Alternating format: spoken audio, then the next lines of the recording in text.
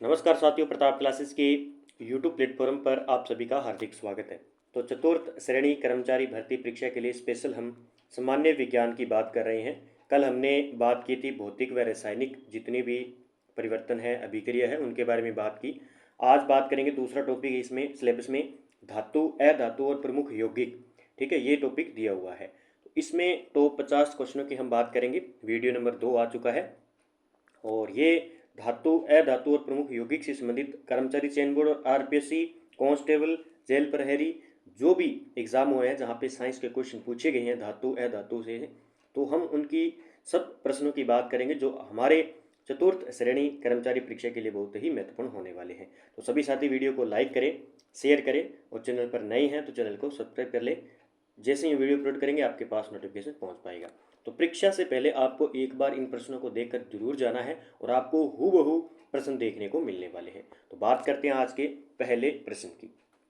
सबसे पहला प्रश्न library grade third 2024 paper first में पूछा गया कि निम्नलिखित में से कौन सी धातु कमरे के तापमान पर ठोस नहीं होती है।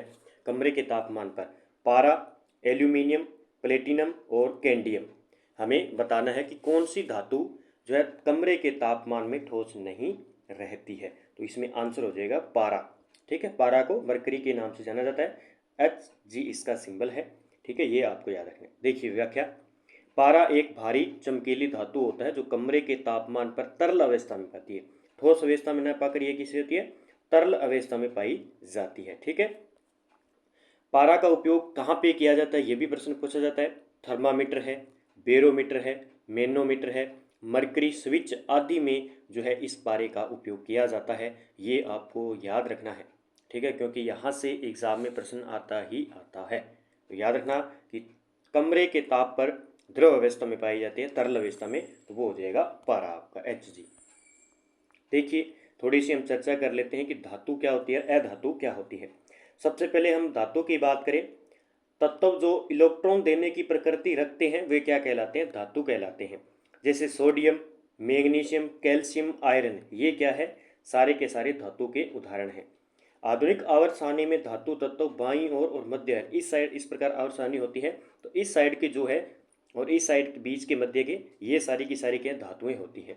ठीक है, दूसरा अधातु क्या होती है, तत्व जो इलेक्ट्रॉन लेने की प्रकृति रखते हैं वो क्या कहलाते हैं, अधातु कहलाते हैं। जैसे क्लोरीन है, ऑक्सीजन है, कार्बन है, जितनी भी लगभग गैसें हैं वो अधातु है। आधुनिक आवर्त सारणी में अधातु को दाईं ओर रखा जाता है। आवर्त सारणी के पी ब्लॉक, इसमें ब्लॉक अलग अलग बनाए हुए हैं। ये याद रखना है। धातु और अधातु से संबंधित भी आपसे एग्जाम में पूछा जाता है कि निम्न में से कौन सा धातु है या कौन सी अधातु है। अगले प्रश्न की बात करते हैं। धातुओं का वह गुण जिसके कारण उन्हें पीटकर पतली चादरें बनाई जा सकती है वे क्या कहलाता है। ये अपने लाइव स्टॉक असिस्टेंट एग्जाम 2025 में इसे कहते हैं तन्यता कहते हैं, या आघात वर्धनीयता कहते हैं, या चालकता कहते हैं, या ध्वनिकता कहते हैं। तो बताइए भी इसका आंसर क्या होगा। प्रश्न नंबर 2 का, धातुओं का वह गुण जिसमें क्या होती है, उन्हें पीटकर पतली चादरें बनाई जाती है, तो वो होता है आघात वर्धनीयता। क्या होती है, आघात वर्धनीयता। ये आपको याद रखना है। जैसे इसकी उदाहरण की बात करें, सोना है, चांदी है, तो इनको हम क्या है, इनकी पतली चादर बना सकते हैं। ठीक है, पन्नी में परिवर्तन कर सकते हैं।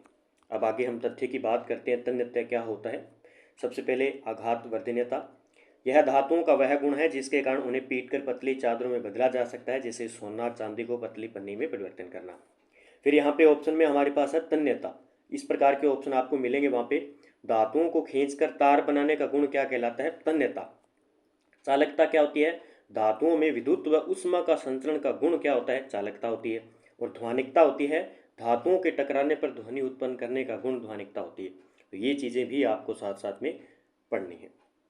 अगला प्रश्न देखिए, वे धातु जो कठोर सतह पर प्रहार करने से ध्वनि उत्पन्न करते हैं वे क्या कहलाते हैं। इसका जवाब आप देख सकते हो, वो ध्वनिक कहलाते हैं। देखो इस प्रकार के भी प्रश्न आते हैं। तो ये देखो पशु परिचर के अंदर पूछा गया था। धातुएं जो कठोर सतह पर प्रहार करने पर घंटी जैसी ध्वनि उत्पन्न करती है उन्हें ध्वनिक कहा जाता है। यह धातुओं की एक विशेषता है।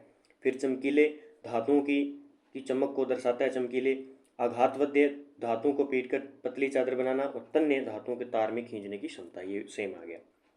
अगला प्रश्न देखिए, यह अधातु विद्युत का सुचालक है। कौन सी धातु है जो विद्युत का क्या है, सुचालक है? बड़ा गजब का प्रश्न है। इसका आंसर हो जाएगा ग्रेफाइट। ग्रेफाइट क्या है, अधातु है। सबसे पहले तो ग्रेफाइट है अधातु, लेकिन इसका अपवाद ये है कि ये विद्युत की क्या है, सुचालक है, क्योंकि अधातु जितनी भी वो क्या है, कुचालक होती है। लेकिन ये एक ग्रेफाइट एक ऐसे अपवाद है जो क्या है, विद्युत की सुचालक है अधातु होते हुए भी। तो ये याद रखना आपको। इसी ग्रेफाइट को काला सीसा के नाम से भी जाना जाता है। जैसे आपने देखा होगा शुष्क सेल के जो एनएडी होते हैं, प्लस होता है, वो ग्रेफाइट का बना होता है, आपने कभी देखा होगा। ठीक है, तो ये भी आपको याद रखना है। तो अधातु है और विद्युत की क्या है, ये सुचालक है। लेकिन जो जितनी भी अधातुएं होती है वो क्या होती है, कुचालक होती है। लेकिन ये अपवाद है ग्रेफाइट, ये क्या है, एक विद्युत की चालक है।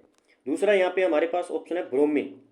ब्रोमीन क्या है, एक याद रखना, जो जो अधातु है वो सारी क्या होती है, ठोस अवस्था में पाई जाती है। किस अवस्था में, ठोस अवस्था में पाई जाती है।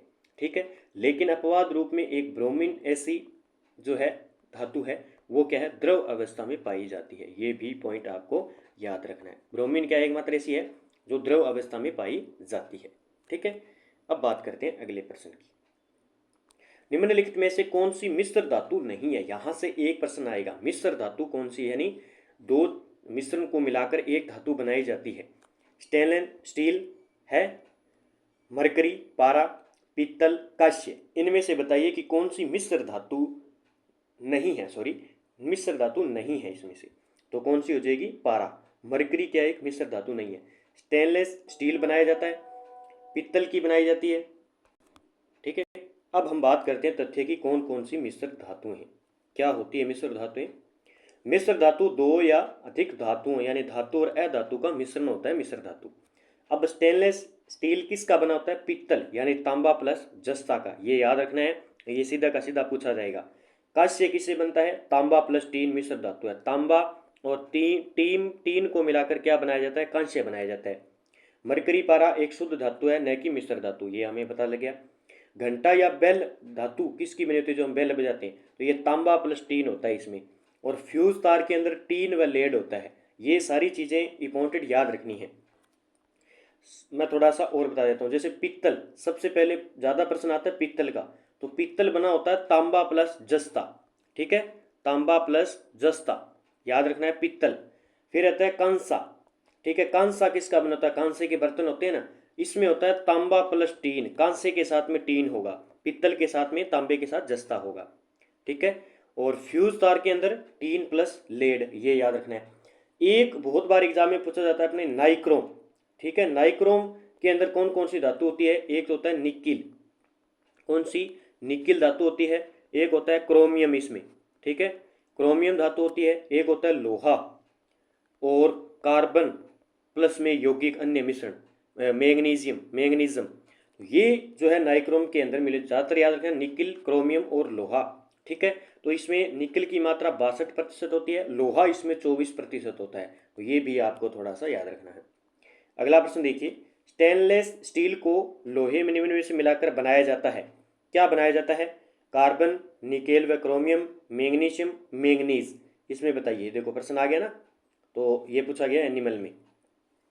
तो स्टेनलेस स्टील को लोहे में निम्न में से मिलाकर बनाया जाता है, तो इसका आंसर क्या हो जाएगा, इसमें कार्बन आ जाएगा, अभी बात की, निकेल व क्रोमियम आ जाएगा, और डी आ जाएगा मैंगनीज में हमने बात की। तो इसका आंसर हो जाएगा ए बी और डी, ए बी और डी, यानी 1 नंबर आंसर हो जाएगा। तो स्टेनलेस स्टील इस प्रकार का प्रश्न आएगा किस मिश्र धातु से संबंधित। अब देखिए बात करते हैं, स्टेनलेस स्टील लोहे में कार्बन, निकेल, क्रोमियम और मैंगनीज मिलाकर बनाया जाता है। क्रोमियम जंग रोधी गुण देता है, निकेल का काम होता है स्थायित्व बढ़ाता है, और कार्बन और मैंगनीज मजबूत प्रदान करते हैं। मैग्नीशियम स्टेनलेस स्टील में नहीं मिलाया जाता है। तो ये चीज़ें आपको याद रखनी है थोड़ी सी। अगला प्रश्न देखिए, वे तत्व जो इलेक्ट्रॉन प्राप्त करके ऋणायन बनाते हैं वे क्या कहलाते हैं। ये प्रहरी में पूछा गया कि वे तत्व जो इलेक्ट्रॉन प्राप्त करके ऋणायन बनाते हैं। अभी सबसे पहले मैंने धातु और अधातु के बारे में आपको बताया। तो धातुएं कहलाती है अधातु या आघातवर्धित तत्व और तन्य तत्व, इसमें बताइए। तो इसमें क्या हो जाएगा, अधातु, जो क्या होगी, इलेक्ट्रॉन प्राप्त करके ऋणायन देगी, वो अधातु कहलाएगी। ठीक है, ये आपको याद रखना है। अगला प्रश्न देखिए, जब धातुएं ऑक्सीजन के साथ प्रतिक्रिया करती है तो क्या नहीं बनता है? जब अधातुएं, प्रश्न है कि जब अधातुएं ऑक्सीजन के साथ प्रतिक्रिया करेगी तो क्या नहीं बनता है? इसका आंसर क्या होगा बताइए भी। तो इसमें धातु ऑक्साइड नहीं बनता है, ये आपको याद रखना है, ठीक है। ये प्रश्न बहुत गजब का है और प्रहरी में पूछा गया है। देखिए, अधातुएं जब ऑक्सीजन के साथ प्रतिक्रिया करती है तो अधातु ऑक्साइड बनते हैं, जैसे CO2, SO2। फिर धातु ऑक्साइड केवल धातुओं के ऑक्सीजन के साथ प्रतिक्रिया करने पर बनते हैं, ठीक है, जैसे Fe2, ये आयरन ऑक्साइड का सूत्र है। इसलिए अधातुओं की प्रतिक्रिया से धातु ऑक्साइड नहीं बनते हैं, ये आपको याद रखना है। सूची फर्स्ट को सूची सेकंड से मिलाना, और ये एनिमल अटेंडेंट के अंदर पूछा गया था। प्लेटिनम का क्या काम होता है, सल्फर का किस में यूज किया जाता है, ग्रेफाइट का, और मरकरी पारा के अंदर, ठीक है। बड़ा गजब का प्रश्न है, ऐसा प्रश्न मुझे लगता है कि एक देखने को मिलेगा आपको। तो इसमें सबसे पहले प्लेटिनम का उपयोग किया जाता है आभूषण बनाने के लिए, सल्फर का उपयोग किया जाता है चिकित्सा उपयोग के अंदर, ग्रेफाइट आपको पता है ग्रेफाइट से पेंसिल बनती है, और मरकरी पारा से तापमापी थर्मामीटर सबसे पहले हमने बात की, ठीक है। तो इसका जवाब हम देख लेते हैं क्या हो जाएगा, अच्छी तरीके से याद भी रखना है आपको। तो ए का 2 हो जाएगा, यानी सी नंबर आंसर हो जाएगा। तो ये हो गया। अगला प्रश्न देखिए, सूची फर्स्ट को सूची सेकंड से मिलाना है। स्टेनलेस स्टील, सोना, सल्फर, मैग्नीशियम। बताइए स्टेनलेस स्टील क्या है, सोना क्या है, सल्फर क्या है, मैग्नीशियम क्या है? बड़े गजब के प्रश्न है और इस प्रकार की चीज़ें हमें पता भी होनी चाहिए। तो स्टेनलेस स्टील है एक मिश्र धातु, अभी हमने बात करी, जिसमें निकेल, क्रोमियम, लोहा ये मिलाया जाता है तब बनता है। सोना की बात करें तो ये अक्रिय धातु एक प्रकार की क्या है, अक्रिय धातु है, इसमें कोई क्रिया नहीं होती है। सल्फर क्या है, सल्फर एक अधातु है, ठीक है, और मैग्नीशियम धातु है। इस प्रकार भी पूछा जा सकता है आपसे। तो इसका आंसर क्या हो जाएगा, इसका आंसर होगा ए का 3 और बी का 4, सी का 1, यानी डी नंबर आंसर हो जाएगा, ठीक है। ये हो गया। अगला प्रश्न, निम्नलिखित में से कौन सी मिश्र धातु नहीं है? इनमें से कांसा है, पीतल है, स्टेनलेस है, कैंडियम। कैंडियम क्या है, मिश्र धातु नहीं है, ये आपको याद रखना है, मिश्र धातु कैंडियम नहीं है। यहाँ पे इस प्रकार का प्रश्न आएगा, ये आपको याद रखना है। अगले प्रश्न की बात करते हैं। देखिए, निम्नलिखित में से कौन सा कथन असत्य है? सोडियम और पोटेशियम नरम धातुएं हैं जो जिन्हें आसानी से चाकू से काटा जा सकता है। क्या आसानी से काटा जा सकता है सोडियम और पोटेशियम को? बताइए, बड़ा गजब का प्रश्न है। पोटेशियम और सोडियम को आसानी से काटा जा सकता है चाकू से, ठीक है। उसके बाद में आयोडीन एक अधातु है लेकिन यह चमकीली होती है। पारा एक ऐसी धातु जो कमरे के तापमान पर द्रव अवस्था में होती है, ये हमने बात कर ली। ग्रेफाइट एक ऐसी धातु जो विद्युत की कुचालक होती है। तो इसमें गलत क्या हो जाएगा? तो इसमें असत्य कौन सा हो जाएगा? ये हो जाएगा, विद्युत एक ऐसी अधातु है। ये पहली बात तो ग्रेफाइट है क्या, अधातु है, और ये विद्युत की क्या होती है, अपवाद रूप में सुचालक होती है, विद्युत की सुचालक होती है। अब बाकी देख लीजिए, ठीक है, ये हो गया इसका आंसर। तो सोडियम, पोटेशियम, एक लिथियम, ये तीनों धातुएं क्या है जिन्हें आसानी से चाकू से काटा जा सकता है, ये भी आपको याद रखना है। इस सोडियम को मिट्टी के तेल में रखा जाता है, अगर नहीं रखा जाए तो वायुमंडल की जलवाष्प से अभिक्रिया करके विस्फोट हो सकता है। फिर एक प्रश्न आता है कि लिथियम व पोटेशियम दो धातुएं हैं, लिथियम व पोटेशियम धातुओं को किस में रखा जाता है?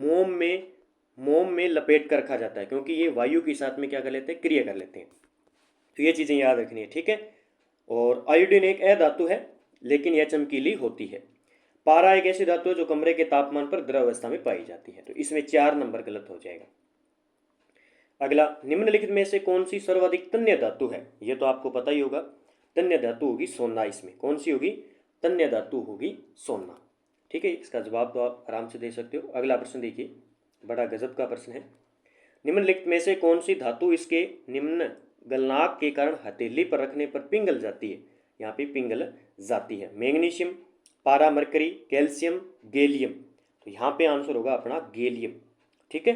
अब देखते हैं, मुख्य तथ्य की बात करते हैं गैलियम की।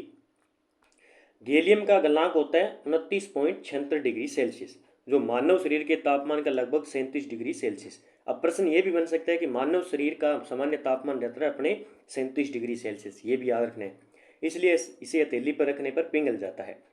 पारा भी द्रव धातु है, लेकिन इसका गलनांक क्या होता है 38.83 डिग्री सेल्सियस होता है, जो पहले से ही क्या है कमरे के तापमान पर द्रव रहती है, तो ये हो नहीं सकती। अगला प्रश्न, निम्न में से कौन सी धातु नहीं है, इनमें से कौन सी धातु नहीं है। मैग्नीशियम धातु है, पारा भी धातु है, सोडियम भी है, लेकिन फास्फोरस क्या है अधातु है। फास्फोरस क्या है एक प्रकार की अधातु है, बाकी सब क्या है धातु है। मैग्नीशियम है, पारा है, सोडियम है।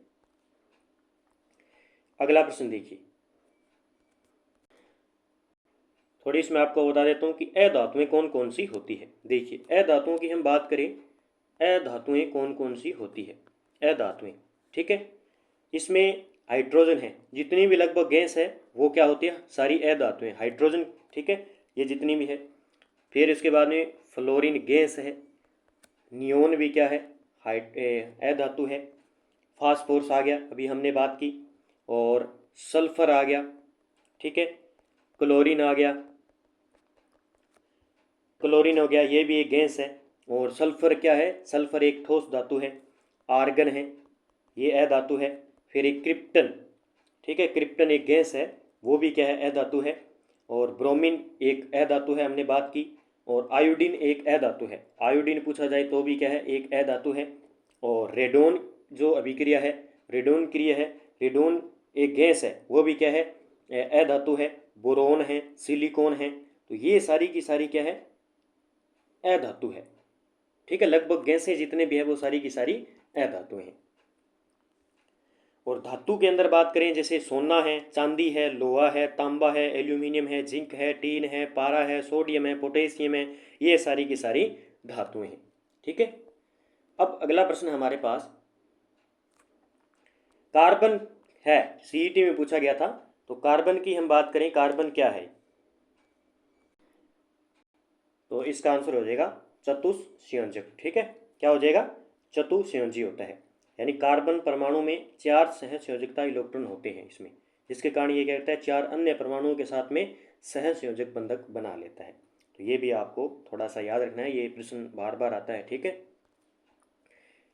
अपनी मूल अवस्था में ना मिलने वाली धातु कौन सी है, अपनी मूल अवस्था में ना मिलने वाली धातु हो जाएगी इसमें लोहा। क्या हो जाएगी लोहा, ठीक है, ये सीईटी में पूछा गया था। कार्बन का कौन सा अपर रूप विद्युत का सुचालक है, कार्बन का कौन सा अपर रूप विद्युत का सुचालक होता है, तो कौन सा हो जाएगा ग्रेफाइट, ठीक है। ग्रेफाइट एक अधातु है, और ग्रेफाइट कार्बन का एक अपर रूप है, ये भी आपको याद रखना है, जिसमें इलेक्ट्रॉन स्वतंत्र रूप से चल सकते हैं, जिसे यह विद्युत का क्या होता है सुचालक होता है। हीरा और कोक सुचालक नहीं है इनमें से, ठीक है, हीरा भी और कोक ये दोनों भी क्या है एक सुचालक नहीं है। फिर है डिटोल के मुख्य घटक क्या है, डिटोल का हम यूज करते हैं, इसमें कौन कौन से घटक उपलब्ध होते हैं, ये एग्जाम में पूछा जाता है।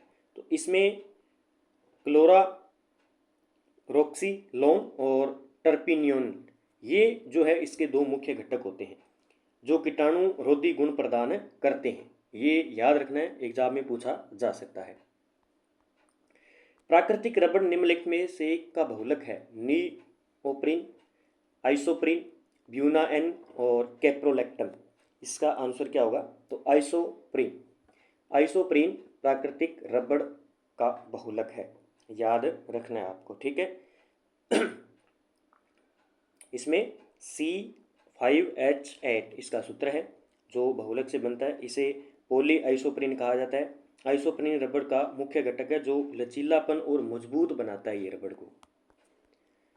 देखिए आगे बात करते हैं 22 नंबर, ये भी सीईटी में पूछा गया, किस कोयले में अधिकतम मात्रा में कार्बन पाया जाता है, किस कोयले में अधिकतम, तो इसमें बिटुमेंस में, एंथ्रेसाइट में, लिग्नाइट में और पीट में, हमें बताना है कि किस में सबसे अधिक कार्बन पाया जाता है। आपको पता है धातुओं के प्रकार कितने हैं, 2 प्रकार है, इसमें लोहे और अलोहे, ठीक है, लोहे और अलोहे धातु होती है। लोहे कहते हैं जिसमें कार्बन की मात्रा पाई जाती है, ठीक है, जैसे लोहा, स्टील, कोबाल्ट, निकिल। अलोहे धातु वो होती है जिसमें कार्बन की मात्रा नहीं पाई जाती है, ठीक है। जैसे तांबा, जस्ता, सोना, चांदी, एल्यूमिनियम में क्या होता है, लोहा की मात्रा नहीं पाई जाती है। तो हम इसमें बात करें तो सबसे उच्च कोटि का कोयला की बात करेंगे तो एंथ्रेसाइट, ठीक है। तो अधिकतम मात्रा में कार्बन पाया जाता है, ठीक है। तो इस एंथ्रेसाइट इसका आंसर हो जाएगा, ठीक है, याद रखना है आपको, बड़ा गजब का प्रश्न है। अगला प्रश्न देखिए, सूची फर्स्ट को सूची सेकंड से मिलान करना है और यहाँ से प्रश्न एक पक्का आएगा। क्या आएगा? पक्का पूछा जाएगा। ब्लीचिंग पाउडर है, बेकिंग सोडा है, वॉशिंग सोडा है, प्लास्टर ऑफ पेरिस, इनके सूत्र भी आपको याद करने पड़ेंगे और सीधा का सीधा एग्जाम में छपेंगे भी, ठीक है। तो इनके सूत्र भी आपको साथ में याद करने पड़ेंगे। तो ब्लीचिंग पाउडर की हम बात करें सबसे पहले, तो इसका उपयोग कहाँ किया जाता है, बेकिंग सोडा का कहाँ किया जाता है? तो ब्लीचिंग पाउडर का उपयोग किया जाता है पेय जल का शोधन करने में, शुद्ध जल की शुद्धिकरण के लिए ब्लीचिंग पाउडर का उपयोग किया जाता है। बेकिंग सोडा, जिसे खाना का सोडा या मीठा सोडा कहते हैं, ये भी याद रखना। इस बैंक के अंदर हम खाने का सोडा, मीठा का सोडा लेके जाएंगे, ये याद रखना। इस प्रकार बेकिंग सोडा, खाने का सोडा, ठीक है। तो बेकिंग सोडा का उपयोग कहाँ पे किया जाता है? अम्लनाशक, यानी अम्लनाशक के रूप में किया जाता है। अम्लनाशक यानी जैसे इसका उपयोग अग्निशामक यंत्र में भी किया जाता है, औषधि के रूप में किया जाता है, पेट की अम्लता मिटाने में भी इसका उपयोग किया जाता है। इसका रासायनिक नाम होता है सोडियम बाइकार्बोनेट। इस बेकिंग सोडा को सोडियम बाइकार्बोनेट कहते हैं। वॉशिंग सोडा, इसे धोने का सोडा कहते हैं। क्या कहते हैं इसे? धोने का सोडा। इसका उपयोग आपको पता है किस में किया जाता है? कांच के निर्माण में इस सोडे का उपयोग किया जाता है। इसका वैसे धोने के सोडे की बात करें तो इसका उपयोग जल के खारेपन को दूर करने के लिए भी किया जाता है, पेट्रोलियम के शुद्धिकरण में भी इस धोने का सोडे का। फिर है प्लास्टर ऑफ पेरिस, इसका उपयोग किया जाता है दंत चिकित्सा के अंदर। प्लास्टर ऑफ पेरिस का उपयोग किया जाता है दंत चिकित्सक के अंदर। तो ये सारी चीज़ें आपको याद रखनी है। इसके आंसर की बात करेंगे तो इसका आंसर हो जाएगा ए का 3, बी का 4, सी का 1, डी का 2। ए का 3, तो ये हो जाएगा डी नंबर आंसर हो जाएगा, ठीक है। आगे हम चर्चा करेंगे इनसे संबंधित जो भी सूत्र है, लास्ट में मैं लेकर आया हूँ, ठीक है। फ्लोरीन का उपयोग कहाँ होता है? फ्लोरीन का उपयोग होता है प्राकृतिक गैस के शोधन में, इसका उपयोग किया जाता है, ये आपको याद रखना है। अगला प्रश्न देखिए, निम्नलिखित में से किसका मिलान सही नहीं है? Plaster of Paris, baking soda, washing soda, bleaching powder. ये देखो यहाँ पे आगे इस प्रकार से आपसे एक छोटा प्रश्न भी पूछा जा सकता है या इनका रासायनिक नाम भी पूछा जा सकता है। तो इसमें हमें बताना है कौन सा कथन सही है। तो प्लास्टर ऑफ पेरिस का सूत्र बिल्कुल सही है, CaSO4 और 1/2 H2O। बेकिंग सोडा का NaHCO3 होता है, ठीक है। और वॉशिंग सोडा Na2CO3 बिल्कुल सही है। ब्लीचिंग पाउडर CaO, ये यहाँ पे गलत हो जाएगा। ब्लीचिंग पाउडर का सूत्र क्या होता है वो आगे हम बात करेंगे। पूरी मैं आपको पूरी लिस्ट बताऊंगा कौन कौन सा सूत्र आपको याद रखना है और कौन सा नहीं रखना है। आगे बात करते हैं तो इसका आंसर हो जाएगा अपना डी नंबर। उस अधातु को पहचानिए जो चमकदार है।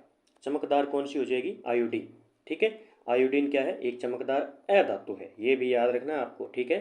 चमकदार अधातु है।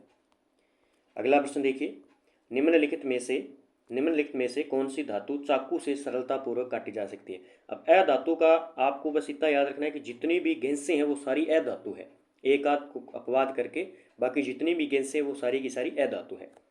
लिथियम, मैग्नीशियम, एल्यूमिनियम, कॉपर, धातु को चाकू से सरलतापूर्वक काटा जा सकता है, तो इसका जवाब आप आराम से दे सकते हो, तो लिथियम हो जाएगा। तीनों याद रखने हैं, लिथियम, सोडियम और पोटेशियम, इन तीनों को आसानी से काटा जा सकता है। अब देखिए, सफाई के दौरान साबुन के अणुओं द्वारा निर्मित संरचनाओं को क्या कहा जाता है? सफाई के दौरान जो निर्मित अणु होते हैं उसको कहते हैं मिसेल्स, ठीक है, ये याद रखना है, मिसेल्स। अगला, ब्लैक गोल्ड शब्द का उपयोग किसके संदर्भ में किया जाता है? पेट्रोलियम, कोयला, गैस, इस्पात। तो ब्लैक गोल्ड कहते हैं पेट्रोलियम को, इसका आंसर होगा, ये राजस्थान पुलिस 2024 में पूछा गया था कि ब्लैक गोल्ड पेट्रोलियम को कहते हैं। देखिए, ब्लैक गोल्ड शब्द पेट्रोलियम के लिए इस्तेमाल किया जाता है क्योंकि यह काले रंग का होता है, आर्थिक दृष्टि से अत्यंत मूल्यवान है। पेट्रोलियम उद्योग आधुनिक जीवन का महत्वपूर्ण हिस्सा है क्योंकि यह ऊर्जा और अपने ईंधन के लिए मुख्य स्रोत है। लोहे का शुद्ध रूप क्या होता है? लोहे का शुद्ध रूप होता है पिटवा लोहा। ये याद रखना है आपको, लोहे का शुद्ध रूप है पिटवा लोहा। देखिए क्या है पिटवा लोहा। पिटवा लोहा रोट आयरन कहते हैं इसे। लोहे की वह मिश्र धातु जिसमें कार्बन की मात्रा बहुत कम यानी 0.08% से कम होती है। इसके विरुद्ध ढलवा लोहे में कार्बन की मात्रा 2 से 1% से 4% तक होती है। रेफ्रिजरेटर में ठंडा करने के लिए निम्न में से कौन सी गैस का उपयोग किया जाता है? डेली हम रूटीन में ठंडा पानी पीते हैं, तो रेफ्रिजरेटर फ्रिज है। फ्रिज के अंदर जो ठंडा करने के लिए गैस का उपयोग किया जाता है वो भरते हैं, तो वो अमोनिया गैस, ये याद रखना है आपको, अमोनिया गैस का उपयोग करते हैं। ठीक है, तो फ्रिज में ठंडा करने के लिए अधिकांश क्लोरोफ्लोरोकार्बन CFC या हाइड्रोफ्लोरोकार्बन HFC या अमोनिया जैसी अन्य संगत रेफ्रिजरेटर गैसों का उपयोग किया जाता है। ये भी याद रखने अन्य। अगला प्रश्न देखिए, किस यौगिक को 393 केल्विन पर गर्म करने पर प्लास्टर ऑफ पेरिस प्राप्त होता है? प्लास्टर ऑफ पेरिस प्राप्त होता है जिप्सम को। ठीक है, जिप्सम को गर्म करने पर हमें प्लास्टर ऑफ पेरिस POP प्राप्त होता है। देखिए, प्लास्टर ऑफ पेरिस का रासायनिक नाम कैल्शियम सल्फेट हेमी हाइड्रेट है। ये याद रखना है, हो सकता है सीधा ऑप्शन में पूछा जाए। इसका आणविक सूत्र रहता है CaSO4 1/2 H2O। ठीक है, ये याद रखना है आपको, Ca कैल्शियम, फिर SO4 1/2 H2O। यह एक सफेद चूर्ण रासायनिक यौगिक है जो जिप्सम को 393 केल्विन पर गर्म करने पर प्राप्त किया जाता है। तो मोस्ट कर लेना अब इसको। विरंजक चूर्ण का रासायनिक सूत्र क्या है? Bleaching powder. विरंजक चूर्ण जो ब्लीचिंग पाउडर आया था उसका रासायनिक सूत्र, ये देखो आगे प्रश्न आ गया हमारे पास। ठीक है, विरंजक चूर्ण, इसे सफेद चूर्ण के नाम से भी जाना जाता है। तो इसका सूत्र होता है CaOCl2। ठीक है, ये आपको याद रखना है। और इसमें क्या होती है, विरंजक चूर्ण से Cl2 गैस बाहर निकल जाती है। तो इसका उपयोग है जो कीटाणुनाशक जल को रोगाणुरहित करने में, कागज एवं कपड़ों के विरंजन में किया भी इसका उपयोग किया जाता है। तो ब्लीचिंग पाउडर को ही विरंजक चूर्ण कहते हैं, ये भी याद रखना है आपको। नाइक्रोम किन किन धातुओं का मिश्र होता है? सबसे पहले मैंने आपको बताया है, तो इसमें लोहा, क्रोमियम और निकेल, ये तीनों याद रखना है नाइक्रोम के अंदर। अगला प्रश्न है, पॉलीथीन के निर्माण में निम्न में से कौन सा यौगिक काम आता है? पॉलीथीन के निर्माण में अपने C2 और H4, C2H4, ये जो है काम में आता है। देखिए आगे, पॉलीथीन का निर्माण एथिलीन यानी C2H2, एथिलीन का सूत्र है ये, कि पॉलीमराइजेशन में से होता है। एथिलीन एक साधारण हाइड्रोकार्बन है जो पॉलीथीन जैसे प्लास्टिक निर्माण में मुख्य कच्चा माल है ये। ठीक है, एथिलीन। अन्य यौगिक जैसे C2H2 एसिटिलीन, फिर C2H6 इथेन और C2H5OH इथेनॉल इस प्रक्रिया में उपयोग नहीं होते हैं। ये सूत्र भी याद रखने हैं, हो सकता है आपके एग्जाम में पूछे जा सकते हैं। इथेन का सूत्र क्या है, एसिटिलीन का सूत्र क्या है। अगला प्रश्न, अपमार्जक द्वारा कठोर जल के साथ झाग उत्पन्न करने का कारण क्या है? अपमार्जक, तो ये कठोर जल में भी घुलनशील होता है। ठीक है, तो कठोर जल के साथ झाग उत्पन्न करने का कारण क्या है कि वे कठोर जल में भी क्या होते हैं, घुलनशील होते हैं। तो C नंबर आंसर हो जाएगा। फिर देखिए, एयर कंडीशनरों में सामान्यतः प्रयुक्त होने वाला प्रशीतक है। एयर कंडीशन में किसका उपयोग किया जाता है? तो फ्रीओन का उपयोग किया जाता है एयर कंडीशनरों में। फिर है कि LPG के घटक कौन से हैं, और ये मोस्ट कर लेना, यहाँ से एक प्रश्न आएगा, ये LDC में पूछा गया। Methane, ethane, butane, propane. LPG के अंदर किस किस का उपयोग किया जाता है? तो इसमें 3 और 4, एक तो ब्यूटेन और प्रोपेन, ब्यूटेन और प्रोपेन का उपयोग किया जाता है, BP। ठीक है, LPG BP, LPG बराबर क्या होता है, BP, यानी ब्यूटेन प्लस में प्रोपेन। ये अच्छे तरीके से आपको याद रखना है। अगला प्रश्न, उस सोडियम यौगिक का नाम बताइए जिसका उपयोग जल की कठोरता को स्थायी रूप से दूर करने के लिए किया जाता है। तो वो होता है सोडियम कार्बोनेट। सोडियम कार्बोनेट होता है, ये आपको याद रखना है,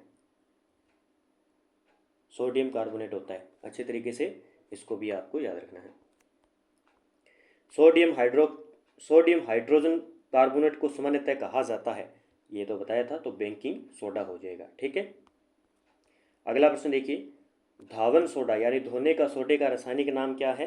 तो सोडियम कार्बोनेट, सोडियम कार्बोनेट, या जिसे हाँ सोडियम कार्बोनेट हो जाएगा धोने का सोडे का। बेकिंग सोडा का हो जाएगा सोडियम बाई कार्बोनेट, बस इतना फर्क पड़ जाता है दोनों में। मिश्र धातु के रूप में सोने को कठोर करने के लिए कौन सी धातु मिलाई जाती है? मिश्र धातु के रूप में सोने को कठोर करने के लिए कौन सी धातु मिलाई जाती है इसमें? तो Cu कॉपर मिलाया जाता है। ठीक है, ये आपको याद रखना है। नॉयलॉन रेस से बने होते हैं, ये इतनी बार प्रश्न आ चुका है, कोई भी परीक्षा हो साइंस में पक्का प्रश्न आता है। नॉयलॉन रेस से बने होते हैं। ठीक है, तो ये बने होते हैं अपने पॉली अमाइड बहुलक से। पॉली अमाइड याद रखना, ये सारे ऑप्शन सेम है, तो आपको पॉली अमाइड, ठीक है, अलग अमाइड इसी प्रकार लिख लेना, पॉली अमाइड बहुलक के रूप में ये बने होते हैं। निम्नलिखित में से गैस मिश्रणों में से कौन सा गैस वेल्डिंग गैस के लिए उपयोग में लिया जाता है? वेल्डिंग गैस के लिए उपयोग में ली जाती है ऑक्सीजन और एसिटिलीन गैस का उपयोग किया जाता है, ये भी याद रखना है। गैस मिश्रणों में गैस वेल्डिंग के लिए, जो गैस वेल्डिंग करते हैं ना, जो स्टील के बर्तनों पर की जाती है गैस वेल्डिंग, तो उसमें ऑक्सीजन और एसिटिलीन गैस होती है। ऐसी प्रक्रिया जिसमें कार्बोनेट अयस्क को धातु ऑक्साइड से बदलने के लिए वायु की सीमित उपस्थिति में दृढ़ता से गर्म किया जाता है, वह क्या प्रक्रिया कहलाती है? निष्पादन की। ये सारे के सारे प्रश्न एनसीईआरटी में दिए हुए हैं। ठीक है, ये सारे के सारे एग्जाम में पूछे गए, जो भी एनसीईआरटी में वर्जन क्या है, निष्पादन क्या है, सब के सब ये याद रखना है आपको। प्लास्टर ऑफ पेरिस का सूत्र क्या है? तो 2-3 बार मैंने आपको बता दिया है। तो CaSO4 1/2H2O, ठीक है, H2O ये याद रखना है लास्ट में। फिर देखिए, हमें मिलान करना है ब्लीचिंग पाउडर, बेकिंग सोडा, वांशिक सोडा, सोडियम क्लोराइड, इसका उपयोग कहाँ पे किया जाता है? ठीक है, तो सबसे पहले ब्लीचिंग पाउडर का उपयोग कहाँ पे होता है? विरंजनीकरण में, शुद्धिकरण में ब्लीचिंग पाउडर का उपयोग। ठीक है, कीटाणुनाशक जल को रोगाणु रहित करने में इसका उपयोग किया जाता है। दूसरा बेकिंग सोडा, बेकिंग सोडा खाने का सोडा, मीठा सोडा, सोडियम बाइकार्बोनेट का उपयोग कहाँ पे किया जाता है?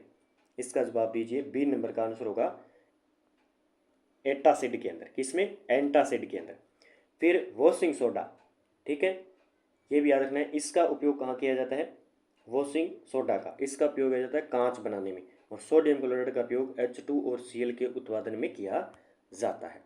तो इसका आंसर क्या होगा? इसका आंसर होगा अपने ए का 3, बी का 4 और सी का 1, यानी सी नंबर आंसर होगा। बी का हमने क्या किया था? बी का 4, ठीक है, बेकिंग सोडा एटासिड।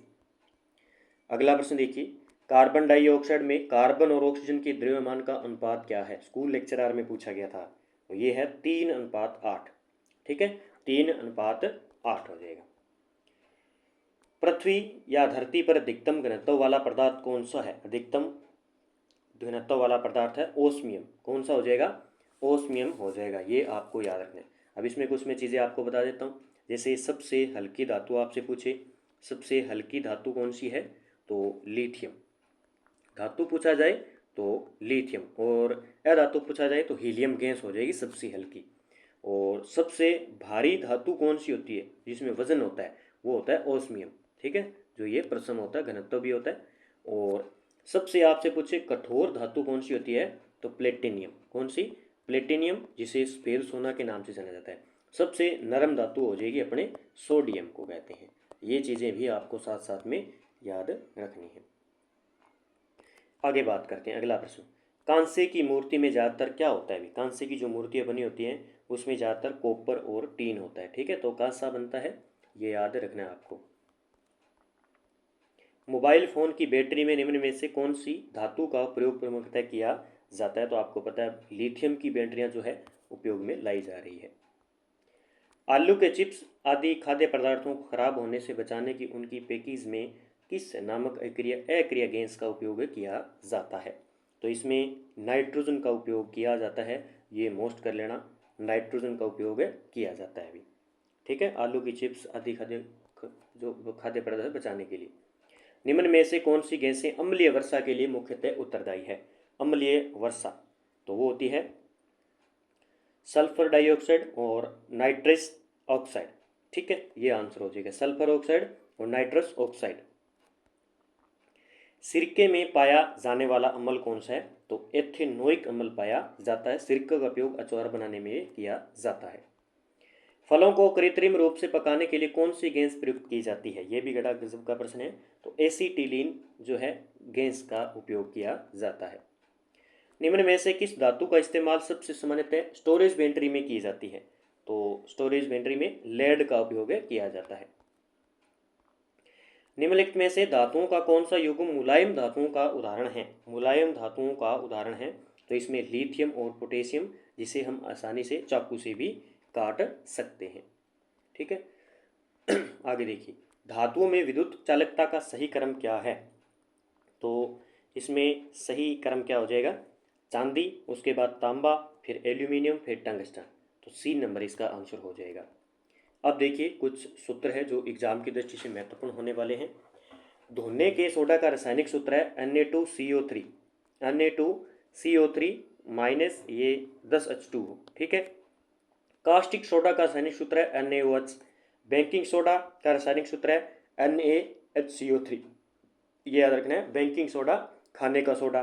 बेकिंग सोडा का रासायनिक नाम है सोडियम बाइकार्बोनेट। फिर है साधारण, यहाँ पे साधारण नमक का अणु सूत्र होता है NaCl। ठीक है। सामान्य फिटकरी का, ये मोस्ट कर लेना भी, सामान्य फिटकरी का K2SO4 फिर माइनस Al2SO4 फिर माइनस 24H2 हो। ठीक है, ये फिटकरी का सूत्र है भी। प्लास्टर ऑफ पेरिस का रासायनिक सूत्र हमने पढ़ लिया, 2CaSO4 माइनस 10H2O। फिर है व्यंजक चूर्ण का सूत्र है CaCO L2। और नीला थोथा, ये भी याद रखना, जिसे कॉपर सल्फेट कहते हैं, इसका रासायनिक सूत्र है, इसका रासायनिक सूत्र होता है CuSO4 5H2O। तो दोनों, एक तो सामान्य फिटकरी का, नीला थोथा का, प्लास्टर ऑफ पेरिस का, अच्छी तरीके से सूत्र आपको याद रखने हैं, क्योंकि यहाँ से प्रश्न पक्का आएगा। एक प्रश्न कैसे भी करके आए तो इन सूत्रों को अच्छे तरीके से 2-3 बार रिवाइज करोगे तो अपने आप पता चल जाएगा कि किस में कौन सा सूत्र, कौन कौन से धातु मिलाई गई और मिश्रण किया गया। इसी के साथ प्रताप क्लासेस पर आपको RSSB के ओल्ड जीके के क्वेश्चन मिल जाएंगे आंसर सहित। आपको बस PDF खोलनी, ओपन करनी है और PDF में जल्दी जल्दी से आप रिवाइज करते जाइए। राजस्थान पुलिस के लिए 15 प्रैक्टिस टेस्ट पेपर बहुत अच्छे तरीके से मैंने तैयार कर रखे हैं। इसमें साइंस के हैं, कंप्यूटर के हैं, महिला बाल विकास से संबंधित है, करंट मैंने अच्छे तरीके से डाला है, और जीके है, वर्ल्ड जीके है, अंतर्राष्ट्रीय जीके है, सारा मिलेगा। 150 क्वेश्चन जैसे पेपर आएगा हूबहू वैसा। मैथ के भी डाले हैं, रीजनिंग के भी डाले हैं।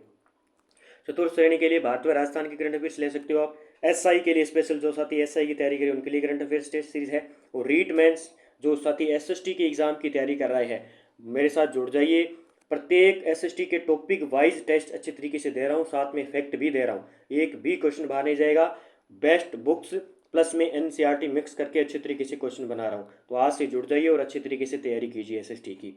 ठीक है। और इसके बाद में कुछ मैं आपको और पॉइंट बता देता हूँ जो एग्ज़ाम की दृष्टि से महत्वपूर्ण हो सकते हैं आपके एग्ज़ाम के लिए। आपसे पूछा जाए जैसे मोटर गाड़ियाँ हैं, जैसे मोटर गाड़ियों की नंबर प्लेट किसकी बनी होती है? तो ये रेंडियम धातु की बनी होती है। किसकी? रेंडियम धातु की। जैसे विज्ञापन बोर्ड है, ये सारे मोटर गाड़ियों की नंबर प्लेट, विज्ञापन बोर्ड, ये रेंडियम धातु की बनी होती है। आपसे पूछा जाए कि कैंसर के इलाज में प्रयुक्त लैंप के निर्माण में रेडोन क्रिया की उपयोग किया जाता है। किसका? रेडोन क्रिया का। और आपसे पूछे कि सर्वाधिक आघातवर्धनीय धातु कौन सी हो जाएगी? चांदी हो जाएगी। ये आप अच्छी तरीके से कर सकते हो। अब जो क्लोरोफिल वर्णक है उसमें कौन सी धातु पाई जाती है? उसमें मैग्नीशियम धातु पाई जाती है, ताकि पेड़ पौधों की उत्पत्तियों का रंग क्या हो जाए? हरा हो जाए। ठीक है, तो ये आपको याद रखनी है। आपसे ऑप्शन में पूछा जाता है कि निम्न में से कौन सी अक्रिय गैस है? अक्रिय गैस की मैं बात करूं तो कौन कौन सी है? जैसे हीलियम है, सबसे हल्की गैस हीलियम है। नियोन, ये भी क्या होती है? एक याद रखना, जो गुब्बारों के अंदर हवा भरी जाती है वो हीलियम की गैस भरी जाती है। फिर है ऑर्गन, ऑर्गन की अक्रिया है। फिर है क्रिप्टोन, ये सारी क्या है? जिनोन और रेडोन, ये सारी की सारी अक्रिया गैस है, लेकिन ये रेडोन क्या है? प्रकृति में नहीं पाई जाती है। अब गुब्बारों को भरने के लिए हीलियम और ऑक्सीजन, दो गैसों का उपयोग किया जाता है। ठीक है, सबसे ज़्यादा जो है हीलियम गैस का उपयोग किया जाता है। अस्थमा के मरीज हेतु कृत्रिम श्वसन का उपयोग के लिए हमें हीलियम और ऑक्सीजन की आवश्यकता होती है। ये भी चीज़ें आपको याद रखनी है। ठीक है। और एक आता है प्रश्न अपने आतिशबाजी से संबंधित, आतिशबाजी।